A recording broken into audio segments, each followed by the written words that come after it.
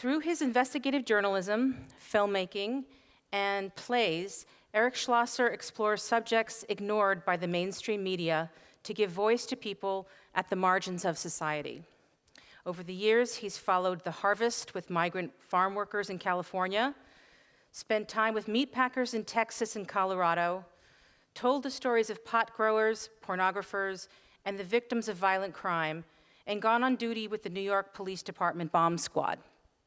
His aim is to shed light on worlds that are too often hidden.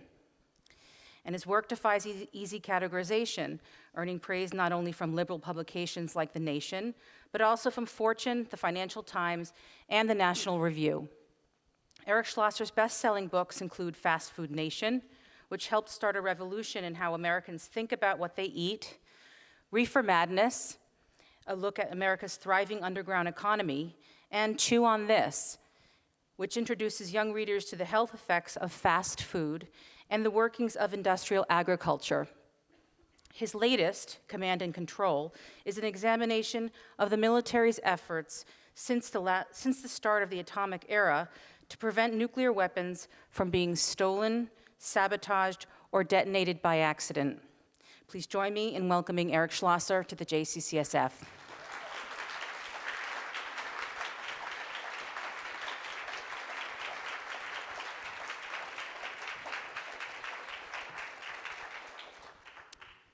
Well, I want to thank all of you for coming out on a totally beautiful evening to hear about thermonuclear warfare. People have wondered what led me from hamburgers and French fries and chicken nuggets to megatonnage and hydrogen bombs. And the glib answer would be, well, these are all things that are bad for you. But a more serious answer, and this would include the work I've done on prisons and on the war on drugs, is all of these subjects involve powerful bureaucracies that don't want the public to know how they operate and seek to exercise a disproportionate amount of control in society without a commensurate amount of accountability. So in writing these books that I write, I'm not trying to persuade anyone to follow a 5-point plan that appears at the end of the book. I'm not trying to write a diatribe or a rant. I'm just trying to provide information and tell stories that have either been deliberately hidden or just lied about for years and years. This subject of nuclear weapons, to me, is of just extraordinary importance. And it's pretty much fallen off the radar, and a sense of historical amnesia has descended on this country, particularly among people under the age of 35. Just people don't think about our nuclear weapons. There are articles about nuclear weapons in Pakistan, the threat from Iran, and very, very little about our nuclear weapons and how many there are, why we have them, how we might use them. Now, a lot of books have been written about nuclear weapons, some really beautiful, beautiful books. One of my favorite nonfiction books ever written is called Hiroshima by John Hersey, an incredible, incredible book. But most of the books that have been written about nuclear weapons in the last 30 to 40 years have been about the famous physicists like Oppenheimer or Edward Teller, or they've been books by national security advisors like Zbigniew Brzezinski or Henry Kissinger, presidential memoirs, very much histories from the top down. The book I've written, Command and Control, is about the day-in, day-out management of our nuclear arsenal dating back to its very beginnings. And the people that I interviewed and the people that I write about in the book, for the most part, are the bomber crews who flew the planes, the missile crews who were ready in their underground launch complexes to to launch their missiles on a moment's notice, guys who were nuclear weapon repairmen or missile repairmen. And in one case, I write about a very young man who at the time was about 19, 20 years old, and his job was as an explosive ordnance disposal technician, basically a bomb squad officer whose job it would be to defuse a damaged nuclear weapon at the age of 19 or 20. And in looking at these lives and looking at this subject from a completely different perspective, it's given me a sense of how great the danger was throughout the Cold War and how great the danger remains to this day. So the book is about the attempt to control nuclear weapons, but not to control them through treaties or arms control talks, but literally to control them, to make sure they would go off when they were supposed to, but not go off when they're not supposed to, not get stolen, not get sabotaged, and not be used by someone within our own military without authorization, without proper authorization. And under the law, it's only the President of the United States who's supposed to have the power to order the use of nuclear weapons. But in one instance, there was great concern about the President of the United States. At the height of the Watergate scandal, Richard Nixon was drinking very heavily. He was wandering through the White House in the middle of the night talking to the portraits. And this was the man with the power and the authority to use thousands of nuclear weapons at a moment's notice. So trying to preserve presidential power and control over nuclear weapons is a good idea unless the president is drunk a lot.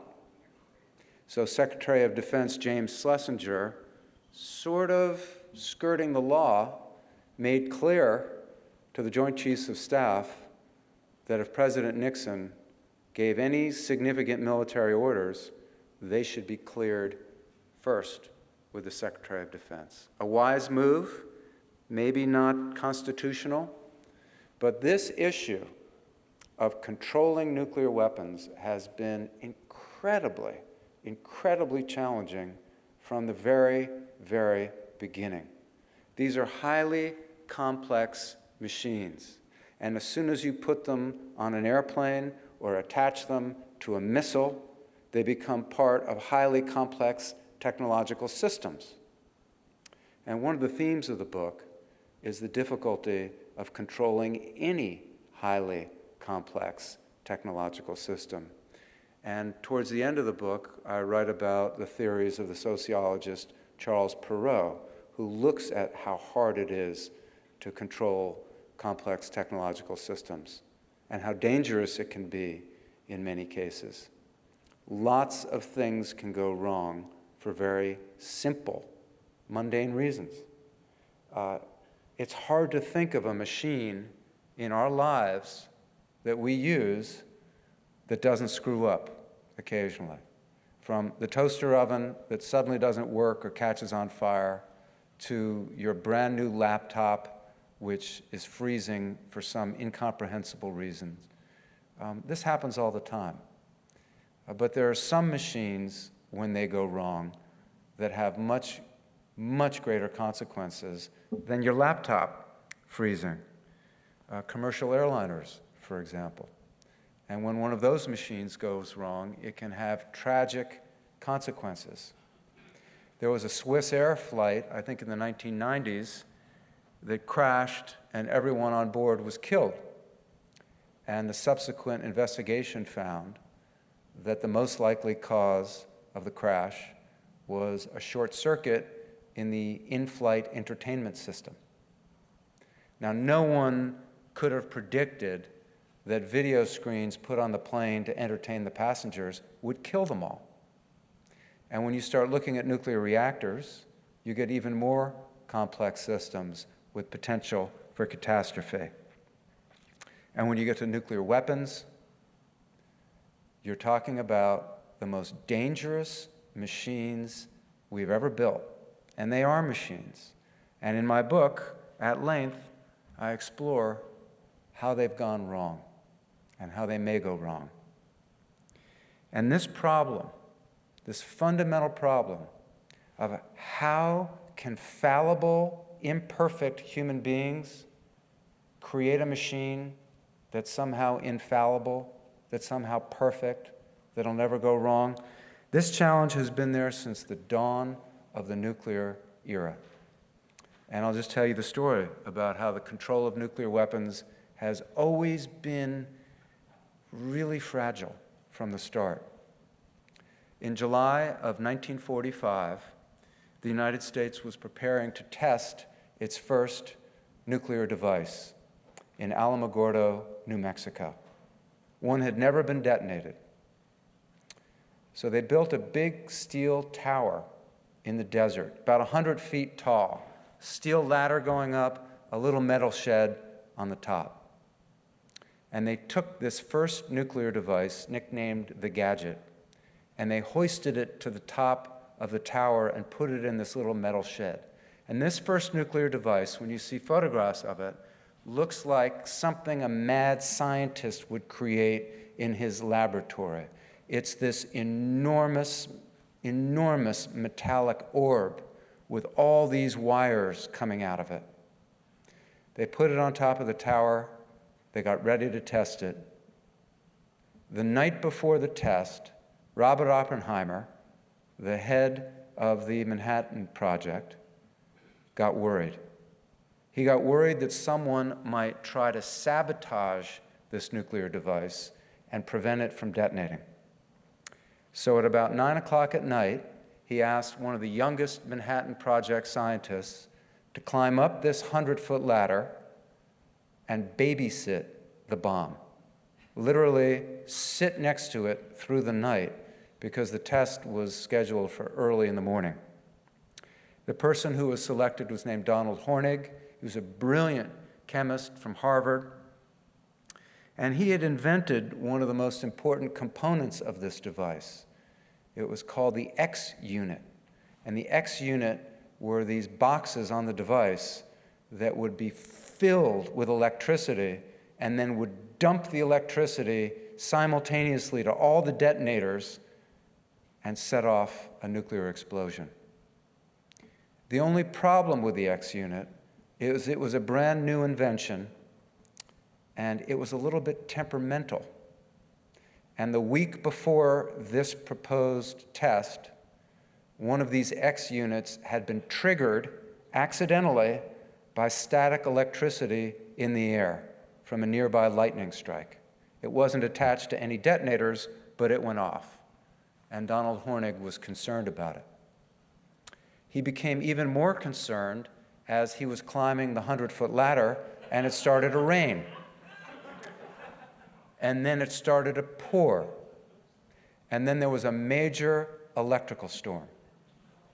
And this 25-year-old man sat next to this gigantic orb with a plutonium core in the middle of the night as the wind raged and lightning struck all around the tower. Now keep in mind, this is a 100-foot steel tower on a perfectly flat desert plain. And he just counted the distance between the lightning strike and the thunder. 1 1,000, 2 1,000, 3 1,000, 4 1,000. And he stayed up there for 3 hours. And all he had was a single light bulb, a book of humorous essays, and a telephone on the wall that he was waiting to hear ring. The phone rang at midnight. He was instructed to come down from the tower. He was absolutely delighted to come down from the tower. And some hours later, the atomic era dawned with a massive fireball in the desert whose temperature was hotter than the surface of the sun. This nuclear device worked. Massive explosion. And there's absolutely no question that if lightning had struck that tower, or if lightning had struck very close to that tower, the device probably would have worked, and it would have claimed the first victim of the atomic era, this young scientist. So it didn't happen, but it really could have happened. And Donald Hornig remembered this for the rest of his life. So this fine line between our incredible technological proficiency in creating that machine, and it works, and catastrophe has always been there, just right nearby. So how did I come to write about nuclear weapons? Well, Fast Food Nation was set in Colorado Springs.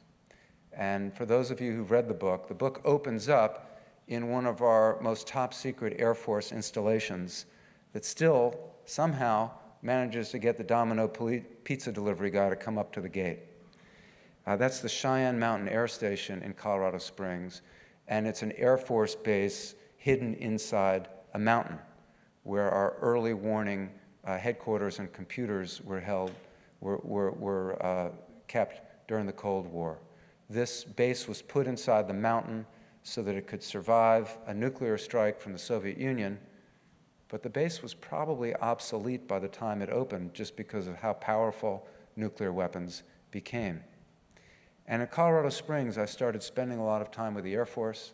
I got interested in the future of warfare in space, which is a real thing. We are coming up with particle beam weapons, directed energy weapons, laser beam weapons to destroy enemy satellites in space.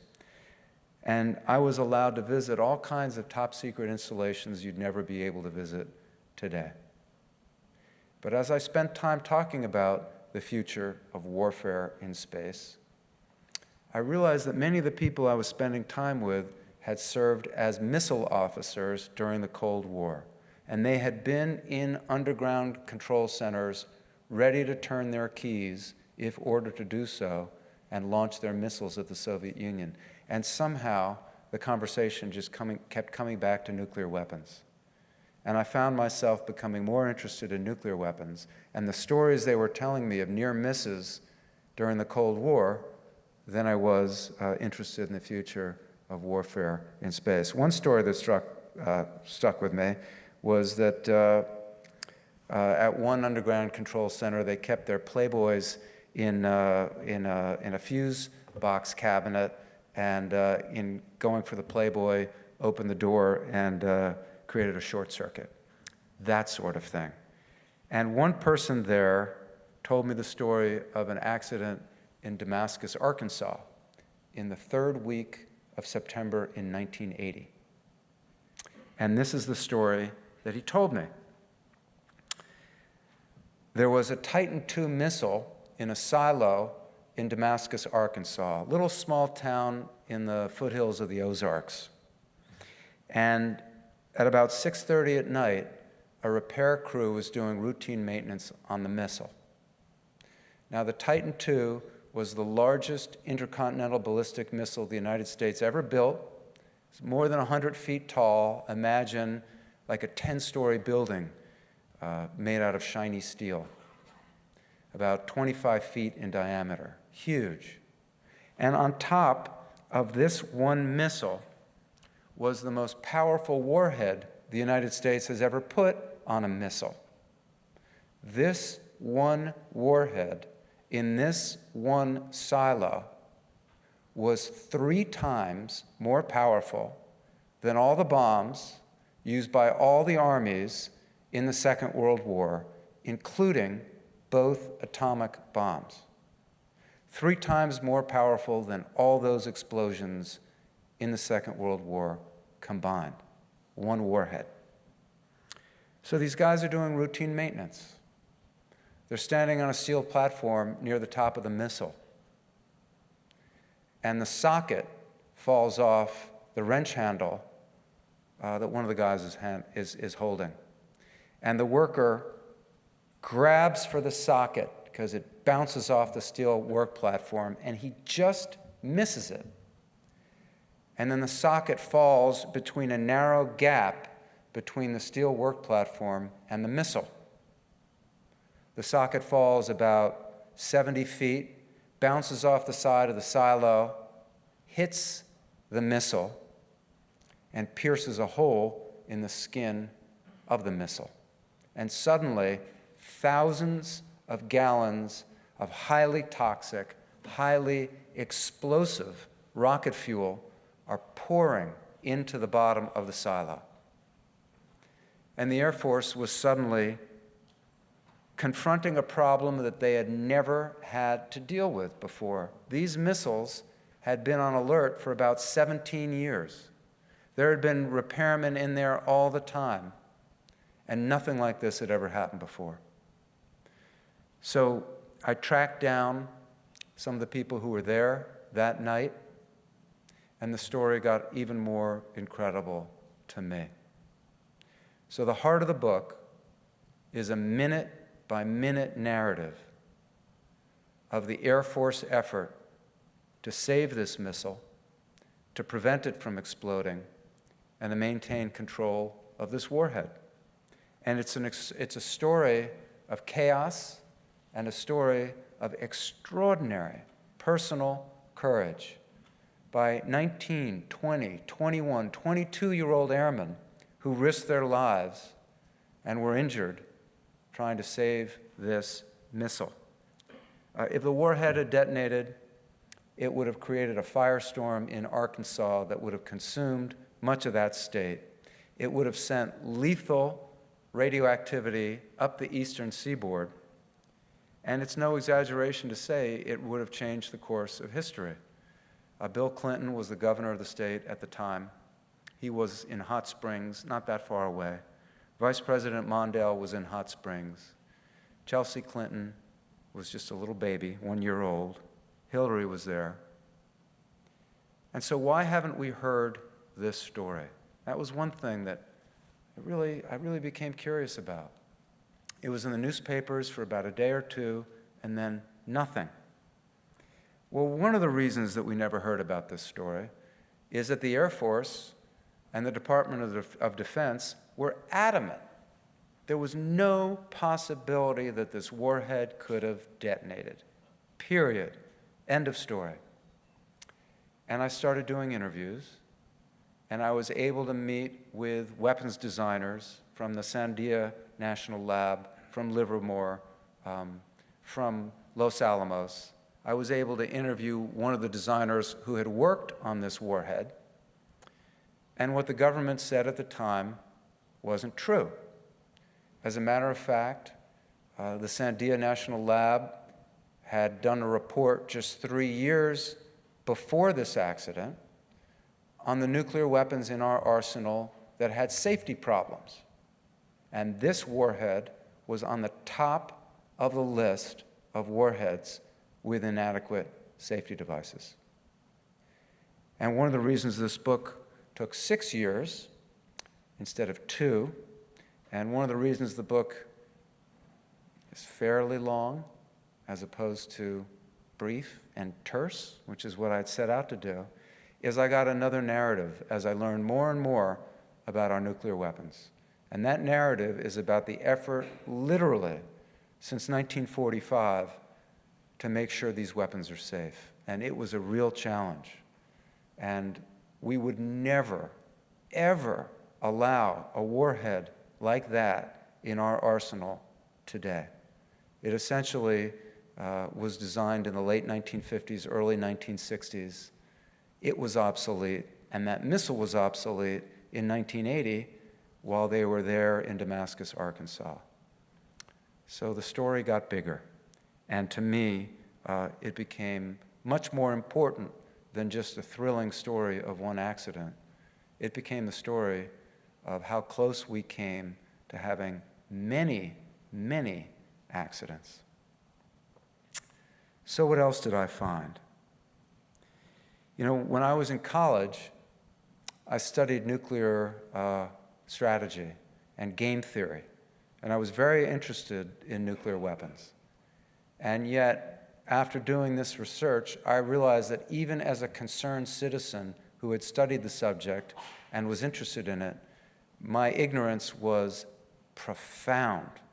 And some of that is because of how much information was hidden by the government. And a lot of the book is based on documents obtained through the Freedom of Information Act that took years for the government to hand over.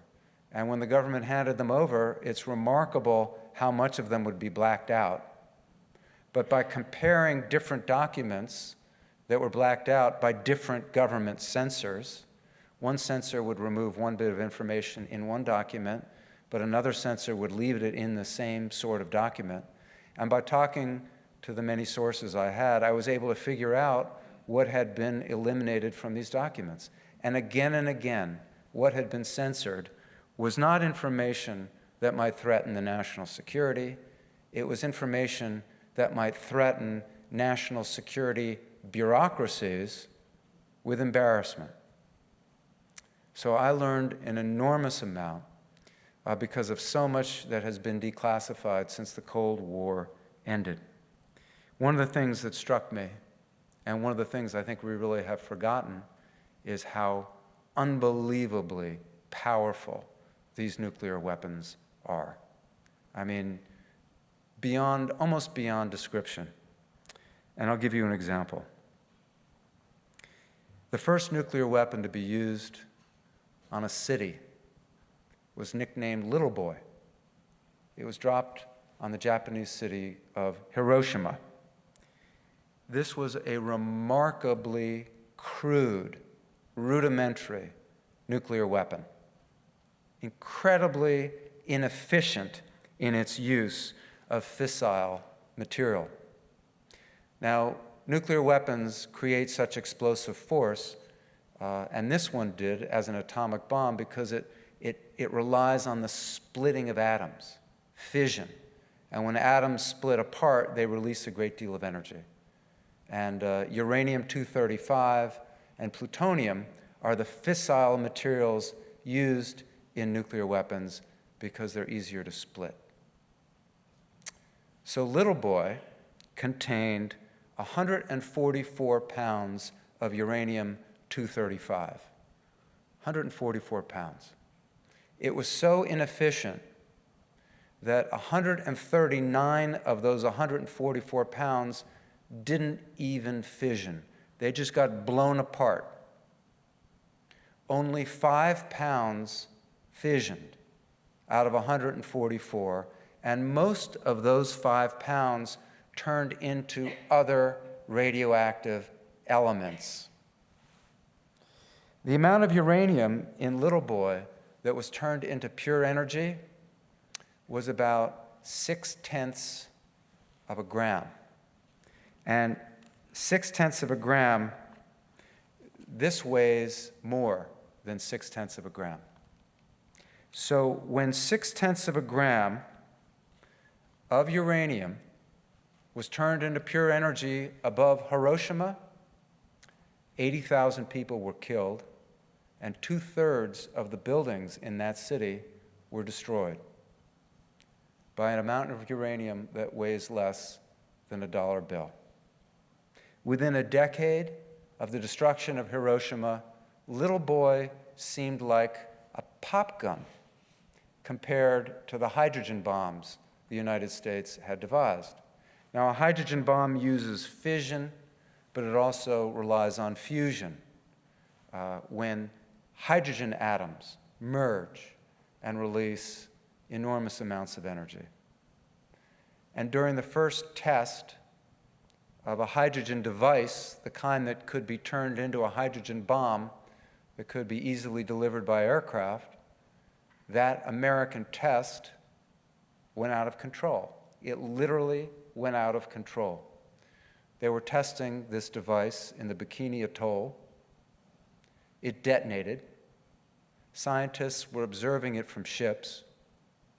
The fireball got bigger and bigger and bigger, and our scientists got scared because it wasn't supposed to get that big. It eventually reached almost 4 miles across, a fireball 4 miles across.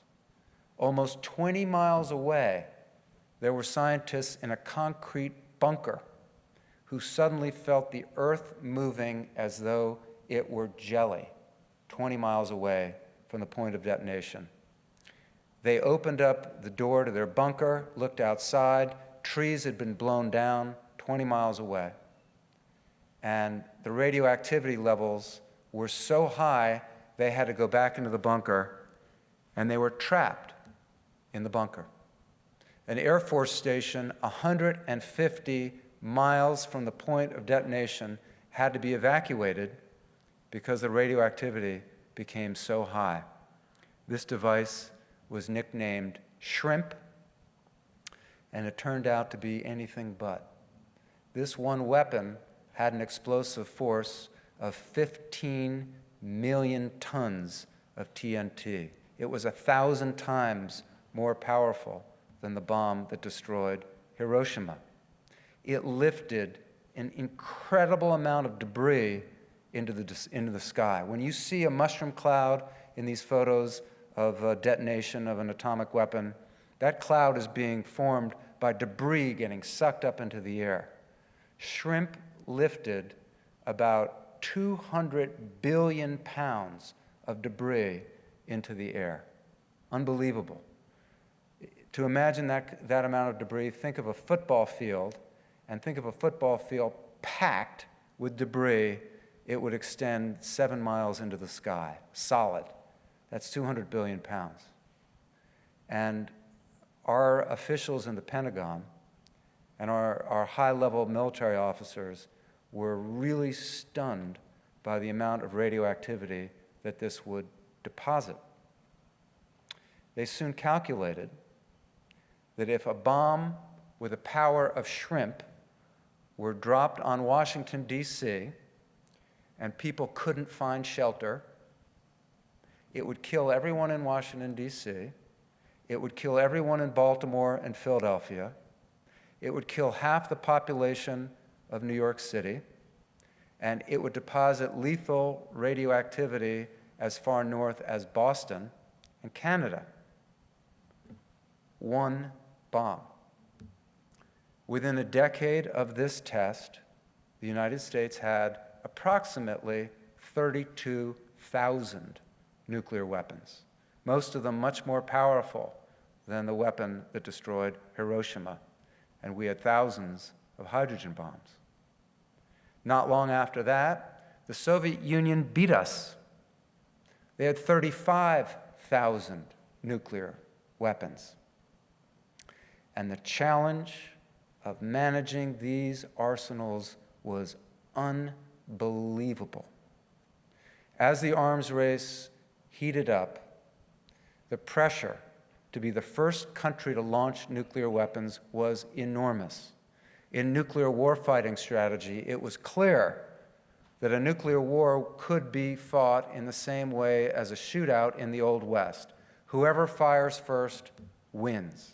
And the only hope of survival would be to destroy your adversary's weapons and their leadership, and hope that very few of the surviving weapons could reach your own country.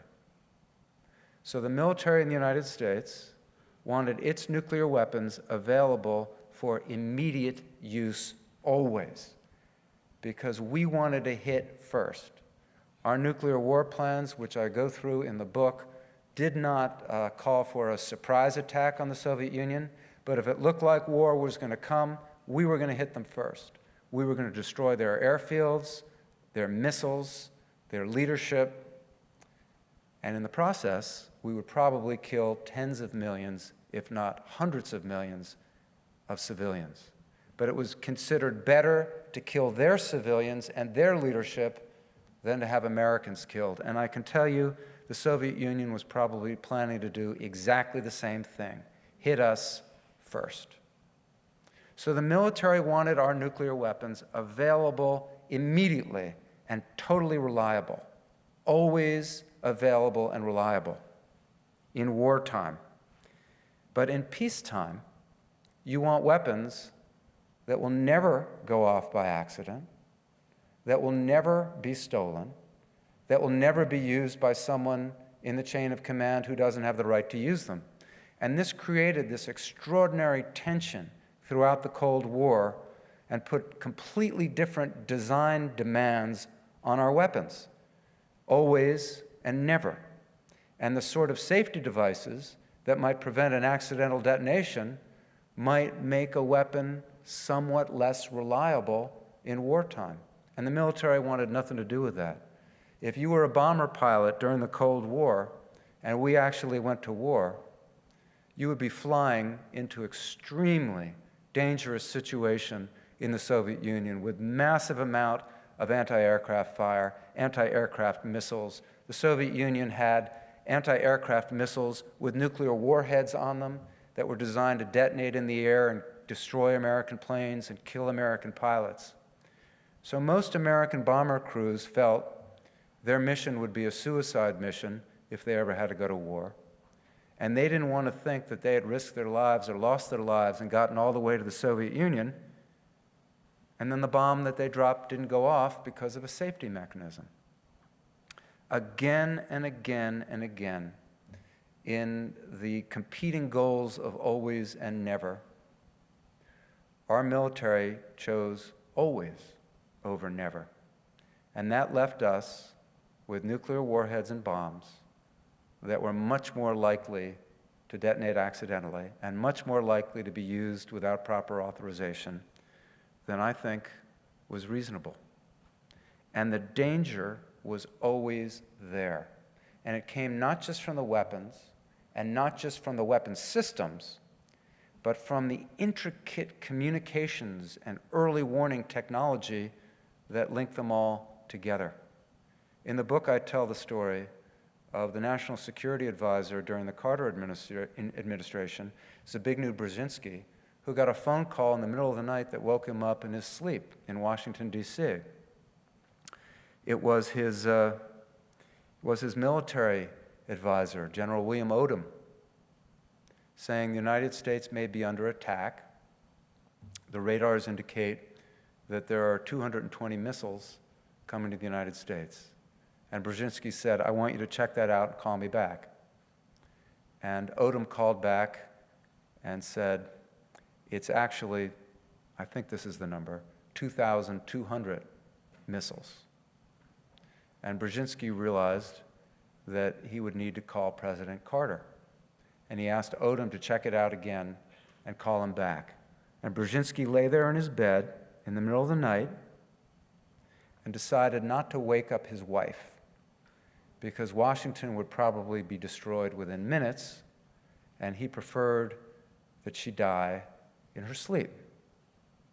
The phone rang again. General Odom,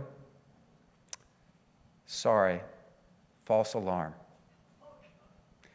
There was a defective computer chip in one of NORAD, our early warning organization's computers, and it began generating false numbers of Soviet missiles. Now you can say, in that instance, the system worked.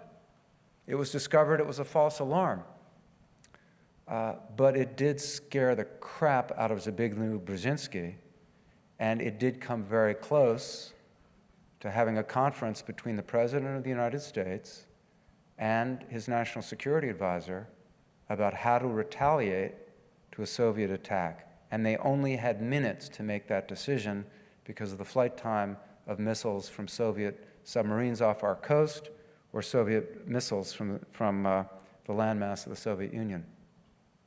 And I'll just tell you one more story about how little unpredictable things can cause extraordinary catastrophe. We were so worried that the Soviet Union might surprise attack us and catch us off guard and destroy all of our air bases and destroy our missiles, that for a period during the Cold War, we kept B-52 bombers in the air 24 hours a day, 7 days a week, carrying hydrogen bombs ready to attack the Soviet Union. And there were a couple of films made about these airborne alert bombers. One was Failsafe, one was Dr. Strangelove. These bombers were supposed to be always in the air because if they were in the air and the air base got destroyed, the bombers would be up in the air, ready to attack. One of the most top secret missions of the airborne alert was called the Thule Monitor, because one of our most top secret air bases was in Thule, Greenland. At this air base was an early warning radar that would tell us if missiles were coming from the Soviet Union. And this base was considered so important that the Air Force had a plane flying above it 24 hours a day in a bow tie pattern, basically in a circular pattern, just to make sure the air base hadn't been destroyed. The sole purpose of the Thule Monitor was to keep visual inspection of this base and to maintain constant radio contact with it, because it was believed if the Soviet Union was going to attack the United States, the first place they'd destroy would be Thule, because they would then blind us, and we'd have no idea if missiles were coming or how many missiles were coming. Now, it just so happened that the Thule Monitor, this one B-52, carried hydrogen bombs, because it would be up near the Arctic, and if Thule were destroyed, it could get to the Soviet Union faster. It was an incredibly long, boring flight to be on. Again, it was one of the most top secret missions. There are some people who wonder if the President of the United States even knew about the Thule Monitor, this one plane. So one day, some crew members decided to bring some foam rubber cushions onto the plane, because this was going to be a long, uncomfortable flight. They stowed 4 rubber seat cushions behind one of the seats in the cockpit. Forgot about them. About halfway into the flight, this is about 10 hours after they've taken off, one of the crew members says, "I think something's burning. Smells like burning rubber." What they hadn't realized is they'd stowed the foam rubber seat cushions next to a heat vent, and the cushions ignited. And soon the cockpit was filling with smoke, and there was a desperate attempt to put out the fire, but they couldn't. So the pilot of the B-52 radioed down to the Thule Air Base and requested permission to make an emergency landing, and the permission was granted. But then the power went out in the plane. The pilot ordered his crew members to evacuate. They bailed out, and the pilot stayed in the cockpit to guide the bomber away from the airbase. He had been on an approach to the airbase. He knew he was going to crash. He didn't want the bomber to hit the airbase. He was able to bail out. The bomber missed the airbase. It exploded in an enormous fireball, because it still had lots of fuel, and the 4 hydrogen bombs on it did not detonate, but they spewed plutonium over the Arctic. And that very model of hydrogen bomb was later found to have safety defects in it. So, it's conceivable that the Thule Monitor could have destroyed Thule, because if one of those hydrogen bombs had detonated, it would have wiped out the base. And if that plane had crashed into the base where there were other nuclear weapons, the base could have been eliminated. And nobody at Thule, in the control tower, had radioed the United States, had radioed the headquarters of the Strategic Air Command in Omaha to say, "We've got a B-52 coming in for an emergency landing." So if Thule had been destroyed, it would be the perfectly logical conclusion in the United States that this was the first step in a Soviet attack, because this is how it was going to unfold. Now, in designing a B-52 bomber, our most sophisticated bomber of that age, in designing an early radar system in the middle of the Arctic in Greenland, it's really hard to take into consideration in advance that they all might be destroyed by 4 foam rubber seat cushions. And again, you see trivial things trivial events, setting in motion events that can end catastrophically, because you're dealing with the most dangerous machines ever built, and most of all, you're dealing with human beings. So, that's some of the history. And how is that relevant to us today in the year 2013? Well, there have been major arms control agreements. There have been major cuts in the arsenals of the United States and of Russia. And yet right now, as I speak, there are about 17,000 to 20,000 nuclear weapons in the world. And there are a few thousand right now ready to be used at a moment's notice. And the same contradiction, the same inherent competing goals of always and never still exist to the present day. And you're not just dealing with the United States and Russia. In my book, I am extremely critical of the management of our nuclear arsenal. And yet at the same time, the book is full of praise for the engineers who came up with new safety devices, with the military officers who risked their lives to prevent catastrophes. There's extraordinary technical genius and competence in this system, and true patriotism and heroism. But if we have invented this technology, and I think we probably build the safest weapons today and run our system the best, and we've had this many close calls, think about India, think about Pakistan, Russia, North Korea. At the end of the book, I look at the rate of industrial accidents in other countries as a rough measure of their ability to manage complex technological systems. And it is not reassuring. And even in this country, we've had some problems lately. In 2007, the Air Force lost control of half a dozen thermonuclear weapons for a day and a half. Some workers removed them from a bunker, didn't realize they were nuclear weapons in these missiles, took them past security. Missiles were never checked to see if there were nuclear warheads on them. Loaded them on a plane. No one who was loading them on the plane checked them. The pilot of the B-52 never checked what was being put on the plane. Plane was flown across the United States in violation of safety rules in place for decades, and the plane was just parked on a runway for about 9 hours. No one realized half a dozen thermonuclear weapons, vastly more powerful than the one that destroyed Hiroshima, were missing. No one had even been asked to sign for them. And this incident in 2007 revealed levels of mismanagement that were extraordinary. I mean, FedEx has been using barcodes and scanners on their packages for years, and at the time of this accident, people were expected to fill out pieces of paper by hand with the serial numbers of the weapons, but on that day, no one realized you had to do it, and no one knew whose responsibility it was to do it.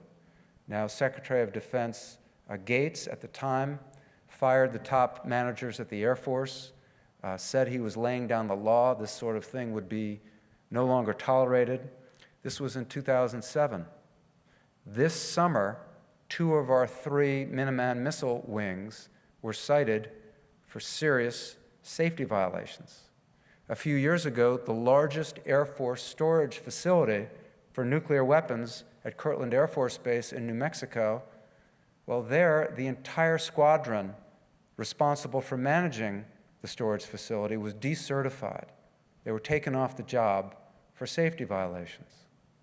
And in one of the incidents that has me most concerned, in 2010, at F.E. Warren Air Force Base in Wyoming, 50 of our Minuteman missiles suddenly went offline. And what that means is their launch control centers could no longer communicate with them. This lasted for an hour. At the time, the Air Force denied that anyone had hacked into our nuclear command and control system. And the problem was later attributed, and I think correctly, to a single computer chip that had been improperly installed in a processor. but for an hour, the missiles were out of communication. Privately, high-level Air Force officials began to worry that our nuclear command and control system might be vulnerable to a cyber attack. This year, the Defense Science Board, a high-level advisory board to the Pentagon, issued a report that said the vulnerability of our nuclear command and control system to being hacked has never been fully assessed. And this spring, during Senate testimony, the head of the United States Strategic Command responsible for all of our nuclear weapons said that he felt quite confident no one could hack into the system, but, quote, "We don't know what we don't know." And when he was asked, well, could someone hack into the command and control system in Russia or in China and launch one of their missiles? He said, quote, "Senator, I don't know," unquote.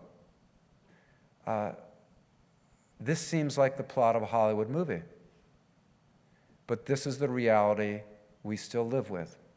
Highly complicated systems. And if Edward Snowden, a relatively low-level private contractor, was able to obtain some of the top secrets from our most top-secret intelligence agency, who knows what some software code writer, some private contractor involved in our nuclear command and control system might be able to do. The most likely thing would be disable our weapons.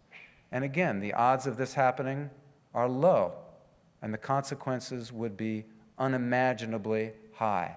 And I would like to tell you, as I stand here, that I have full confidence in the people who are running our system. I don't know if you read the paper recently. The #2 officer in the United States Strategic Command, a general, was just suspended for using counterfeit chips at a casino and is suspected of having a gambling problem. There are 2 people who the President of the United States would essentially give the order to use nuclear weapons. One is the head of the United States Strategic Command, and the other is his second in command, who has been suspended. So this problem never went away, this danger never went away, but our memory of it has. Our thinking about it has. And ultimately, the point of my book is to remind people these weapons are out there. They're ready to be used. We need to think about it.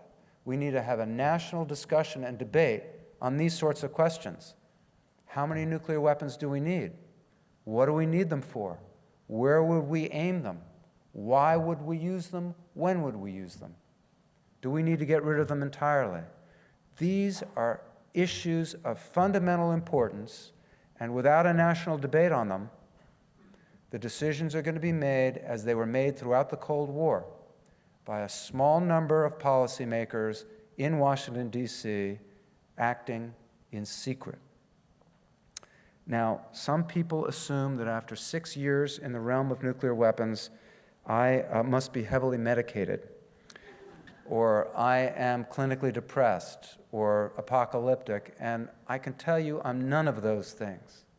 I am determined that people know this information. And my background academically is history. I don't think anything is inevitable. I don't think that we're doomed. When I was growing up, there was a constant fear of all-out nuclear war with the Soviet Union. When I was growing up, it was inconceivable that the Berlin Wall would come down, that Germany be reunited, the Soviet Union would vanish from the earth, and that all of this would happen without a third world war, without thousands or millions of people being killed. And it did happen. So good things can happen. And I think our the President of the United States right now is right on the mark on these issues. And all he's lacking is a movement and popular support for the notion that there are too many weapons. We need to deal with this problem, and we need to deal with it soon. So, thank you, and I would love to hear any questions or criticisms that you may have.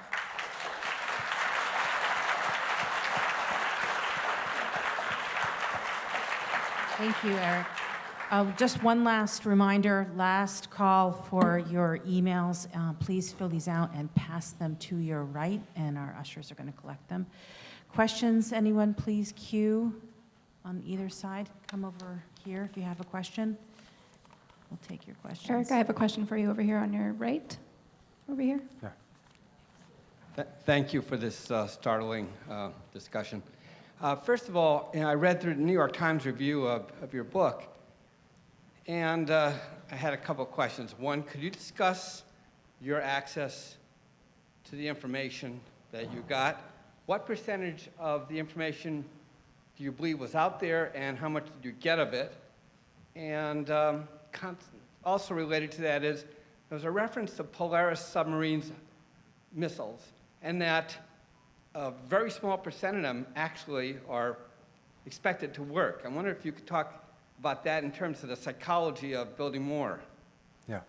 Well, the Polaris submarines are no longer in existence. They were the first ballistic missile submarines, and they went out to sea in the early 1960s and were later replaced. And in the book I write about them, because there was an incident that sort of confirmed all the military fears about safety devices. The safety device put in the warhead of the Polaris submarine was basically like a strip of boron, and it would be put in the middle of the warhead. And as long as it was in the middle there, the warhead couldn't fully implode and wouldn't detonate. So there was a little motor that would pull this strip out of the warhead before it was to detonate. But what they didn't realize is that the strip would corrode, and the motor wasn't strong enough, and it would get stuck in there. And this weapon, the Polaris submarine, was intended to be our ultimate defense. If the United States was wiped out and all of our bases were wiped out and all of our planes were wiped out, there'd be these submarines safe beneath the seas that would unleash this terrible retaliation against the Soviets. And it was the Soviet knowledge that these submarines were hidden somewhere and could destroy the Soviet Union that would prevent them from attacking. But the Navy started realizing that 70, maybe 75% of those warheads were likely not to work because of this design flaw. And it reinforced the military's resistance to safety devices, because in this case, the safety device very well may have turned most of those weapons into duds. But the ballistic missile submarines that we have today, with their Trident II missiles, the difference between those submarines and those missiles and the Polaris submarine is like the difference between Little Boy and a hydrogen bomb. We have so much more sophisticated submarines and missiles today. The earlier question was, this book is based enormously on documents obtained through the Freedom of Information Act. Many of the documents were obtained by a terrific organization called the National Security Archive at George Washington University. It's the NSA that I really like. And they have been collecting documents since the end of the Cold War, during the Cold War. They have thousands and thousands of pages of documents, some of which people really haven't gone through. So I use those documents.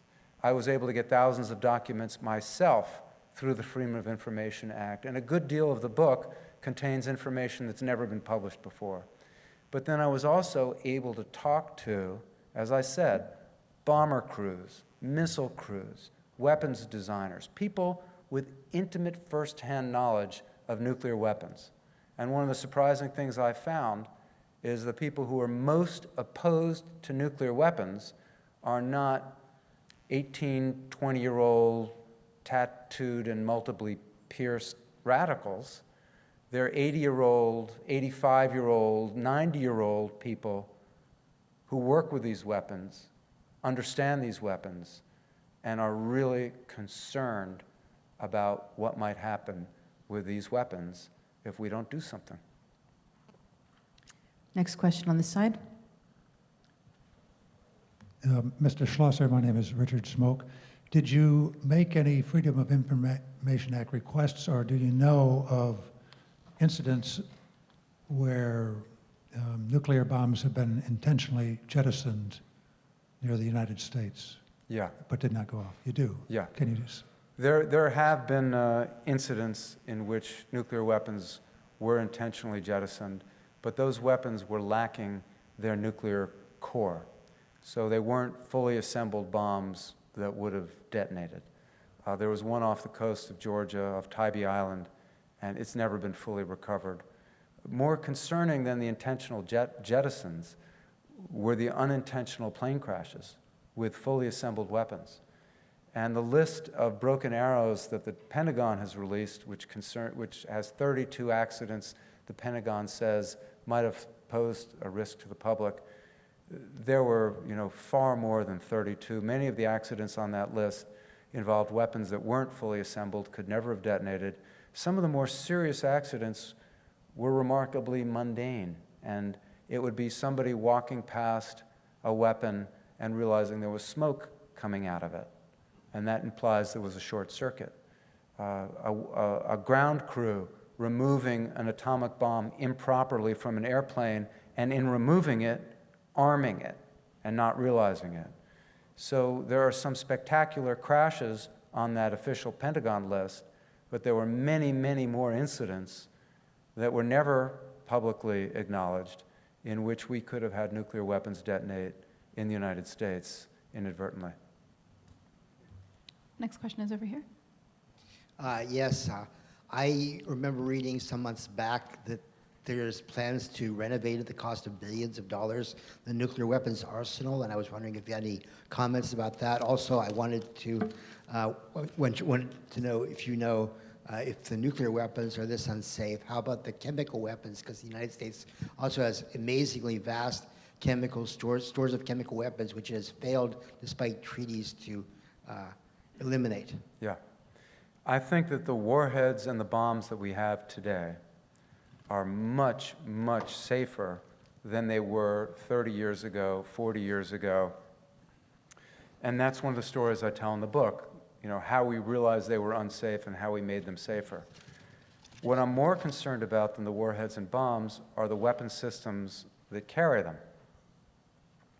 The Minuteman missile was first introduced in the early 1970s. Our missiles are 40 years old. The launch complexes where they're housed, many of them were built in the early 1960s. Our principal bomber, the B-52, was really designed right after the Second World War. We have not built a B-52 since 1962, so these planes are over half a century old. Much of the infrastructure, the communications system, the testing equipment is decades old, and that's what really concerns me the most. So we need to have a debate in this country about what to do. The Air Force wants new land-based missiles. The Air Force wants new bombers. The Navy wants new submarines and new missiles to put on those submarines. And if we do all of that, we are going to spend tens, if not hundreds of billions of dollars on nuclear weapons. And we will be recreating, in many ways, the same nuclear stance that we had during the Cold War, which was called a triad: bombers, planes, submarines. And I think that's unnecessary. At the same time, I really believe if we're going to have nuclear weapons, we must spare no expense in how up-to-date the equipment is, how well-trained the people are who operate them. They need to have very high morale, because we should either do this properly or get rid of them entirely. But it's the middle ground of maintaining obsolete systems. That's pretty much what the Titan II missile that I write about in the book was. And that missile was an accident waiting to happen. Yeah. One more question over here. Thank you for the tremendous amount of work you've done to try to expose the dangers of the nuclear weapons. that supposedly are protecting us, but are threatening us and the world in a very real way. President Obama has said his goal is a world without any nuclear weapons, for the abolition of all nuclear weapons.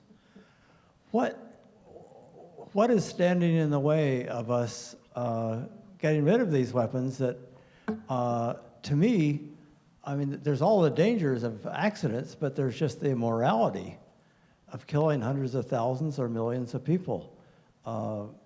Isn't there I'm sure there must be a better way of getting security than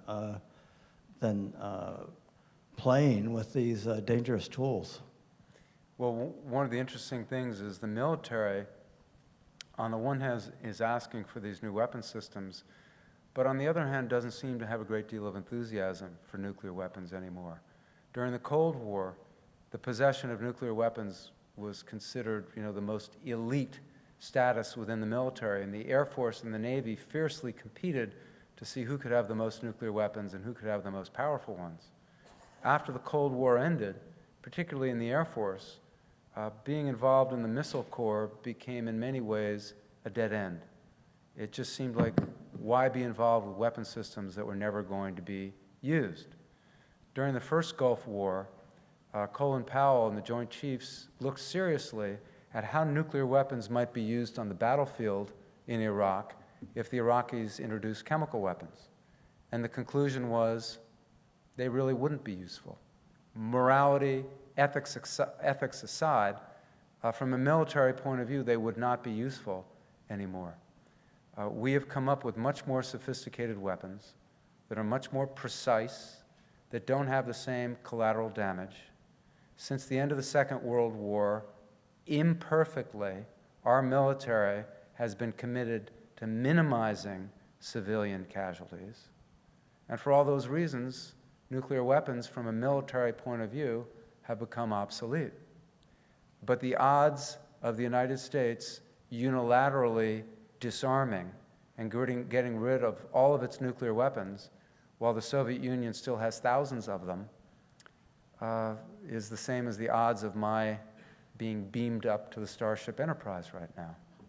So what we need are meaningful talks between the major countries that have nuclear weapons. The United States and Russia has had arms control talks, has enormously reduced their arsenals, have verification procedures so one can check on the other's weapons. China is not party to any of those treaties. No one is able to inspect or verify the Chinese arsenal. Same is true for India, Pakistan, Israel. We need to get the nuclear powers together and talk about how these weapons ultimately are only useful for killing civilians in violation of the Geneva Convention. Now, chemical weapons and biological weapons are the same.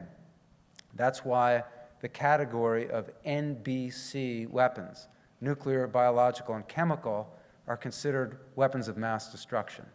And that's why they all should be outlawed, because they're mainly effective at killing civilians. Now, our chemical weapons may be stored improperly, they may be hazardous, but I assure you, there is no weapon ever invented that comes close to the destructiveness of just one of our nuclear weapons.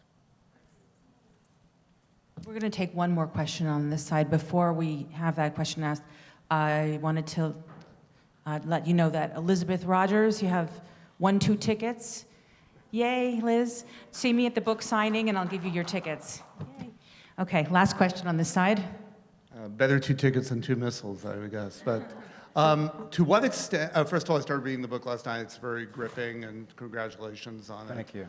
To what extent are we actively monitoring what is going on in Pakistan, India, and to what extent are we prepared to jump in, however ridiculous that might sound, if Pakistan lost control of its nuclear weapons? Or is that even a possibility? It's a very good possibility, unfortunately, because of extremists within the Pakistani military and extremists in the areas where Pakistan may be storing its weapons. And by far, for me, the most disturbing of Snowden's revelations through the documents he got through the NSA's computer system is not that they can listen to all of our cell phones, is not that they can read all of our emails, because, you know, as a paranoid investigative journalist, I just assume that's the fact. The most disturbing thing that Snowden has revealed is that our intelligence community knows almost nothing about how Pakistan is moving, storing, and managing its arsenal.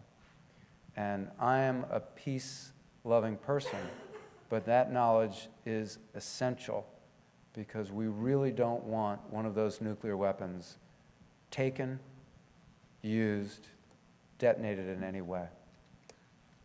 So I wish I had something cheerier to tell you on that subject. Well, I have a cheery way to end the program. I just want to remind everybody that Eric is going to be signing immediately after, and thank you so much for an incredible talk. Thank you. I wish it were fiction, but it's not. Thank you. Thank you. It was wonderful.